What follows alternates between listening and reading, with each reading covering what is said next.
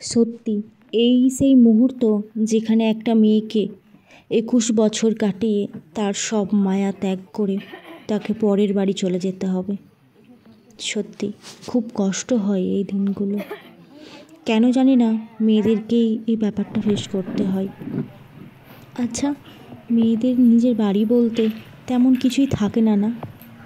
সত্যি যার কাছে বড় হওয়া তাকে ছেড়ে দিয়ে চলে যাওয়া। বাবা মার থেকে বড় আপন কেউ হয় না ঠিকই, তবু সব ছেড়ে তো স্বামীর হাতটাই ধরতে হয়।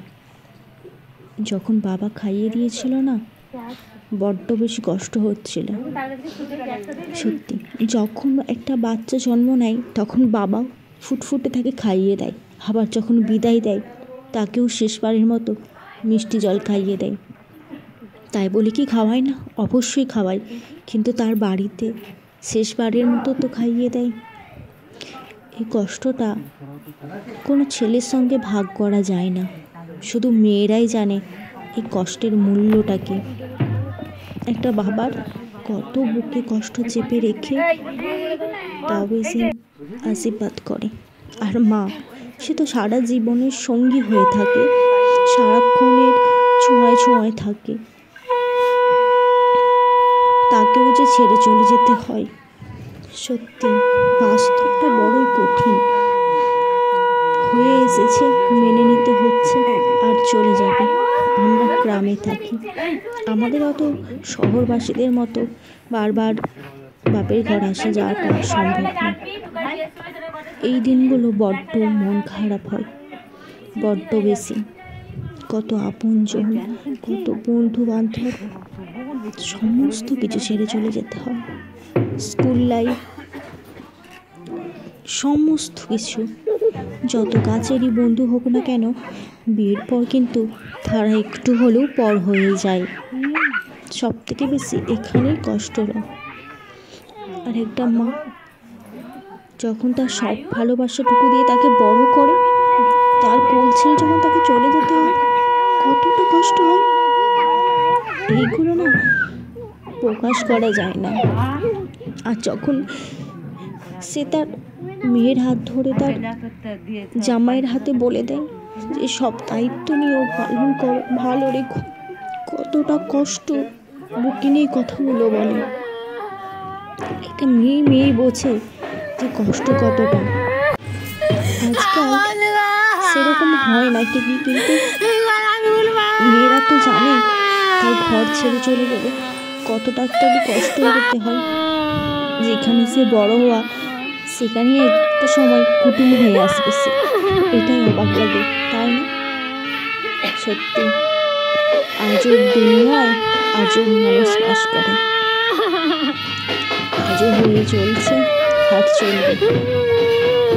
হ্যাঁ, এবার তোমরা বলতেই পারো তাহলে কি ঘর জামাই, কিন্তু সেটা কি সম্ভব হয়ে ওঠে? পাড়া প্রতিবেশীর কথা, গ্রামবাসীর কথা মুখে মুখে লেগেই থাকে, কিন্তু এটা তো সত্যি। কথা কেন বলে স্বামীর ঘর। আর একটা যখন দাদা, সেই দাদা তার বোনকে কতটা ভালোবাসে, তখন সে দাদাও বোনকে ছেড়ে থাকতে হবে। আজব আজব দুনিয়ায় আজব রীতিনীতি। সময়ের সাথে সাথে সবটাই চেঞ্জ হয়ে যায়। সত্যি আমি যখন এই ভয়েসটা দেখছিলাম না, আমার ভিডিওটা দেখি চোখে জল চলে আসছিল। আমিও ফ্রেন্ড, আমি যেতে পারিনি কারণ কষ্ট হয়েছিল, কিন্তু এটা ঠিকই খুবই ভালোবাসি। আমি জানি সুখে থাকবে, ভালো থাকবে, ভালো রাখবে এমনকি, কিন্তু এই মুহূর্তগুলো মনে পড়লেই কষ্ট হয়।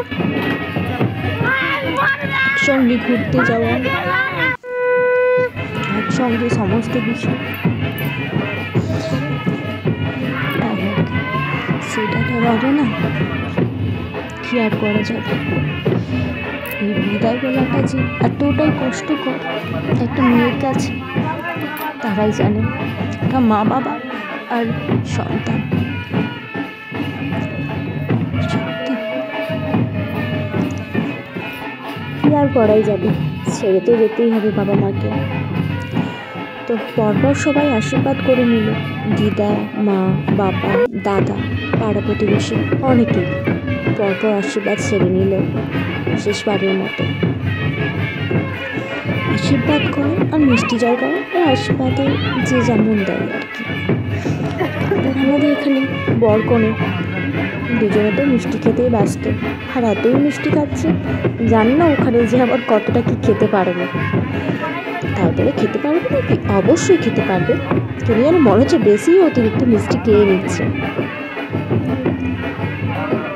যখন একটা মেয়ে তার নিজের ঘর ছেড়ে যায় না, কতটা বুকে কষ্ট নিয়ে যায়, যেটা ক্ষণিকে অবশ্যই পরে সেটা ঠিক হয়ে যায়, কিন্তু মনে পড়লে তো কষ্টটা হয়।